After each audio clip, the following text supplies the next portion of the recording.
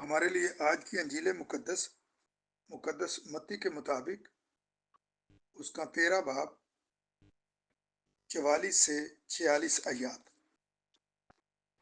آسمان کی بادشاہی اس خزانے کی مانند ہے جو کھیت میں چھپا ہوا ہے، جسے کوئی آدمی پا کر چھپا دیتا ہے اور خوشی کے مارے جا کر اپنا سب کچھ بیچتا اور اس کھیت کو مول لے لیتا ہے۔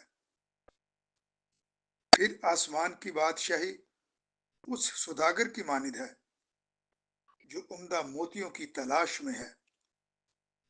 جب وہ ایک بیش قیمت موتی پاتا ہے تو جا کر اپنا سب کچھ بیچتا اور اسے مول لے لیتا ہے۔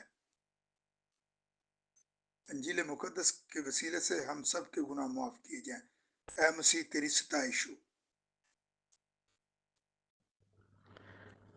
میرے عزیزو، آج ہم پاکما کلیسیا کے ساتھ مل کر لوئلا کے مقدس اگنیشیس کا یوم یادگار مناتے ہیں۔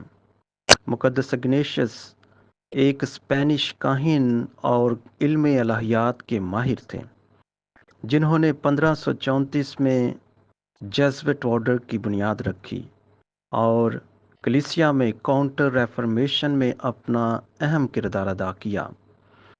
وہ اپنے مشنری، تعلیمی اور خیراتی کاموں کی وجہ سے جانے جاتے ہیں۔ آج کی پہلی تلاوت میں ارمیا نبی اپنی مشکلات کو بیان کرتا ہے اور خدا سے دعا کرتا ہے۔ ارمیا نبی اپنی مشکلات کو بیان کرتے ہوئے کہتا ہے، اس دن پر بھی لعنت جب میں پیدا ہوا تھا۔ در حقیقت وہ لوگوں کی ہٹ درمی اور بد اخلاقی سے تنگ آ کر خدا کی راہیں بتا بتا کر تھک جاتا ہے، تو پھر اس طرح کے الفاظ اس کے منہ سے نکلتے ہیں اور وہ خدا سے مدد کی اپیل کرتا ہے۔ آج کی انجیل مقدس میں مسیح خداوند ہمارے سامنے 2 تمثیلیں رکھتے ہیں جن میں ہمیں خدا کی بادشاہی کی قدر اور قیمت پتہ چلتا ہے۔ پہلی تمثیل میں ایک شخص جو زمین میں چھپے ہوئے خزانے کی قدر کو جان چکا ہے، وہ جا کر اپنا سب کچھ بیچ کر اس کھیت کو یا زمین کو خریدتا ہے۔ اسی طرح دوسری تمثیل میں وہ سوداگر جس کو موتیوں کی قدر اور قیمت کا پتہ چلتا ہے، وہ سب کچھ بیچ کر اس چھوٹے سے موتی کو خریدتا ہے۔ میرے عزیزو، سب سے پہلے تو ہمیں ان دونوں تمثیلوں سے پتہ چلتا ہے کہ ہمیں اپنے ذہن کی آنکھوں کو کھولنے کی ضرورت ہے۔ خدا کی بادشاہی کی قدر اور قیمت کی پہچان کرنے کی ضرورت ہے۔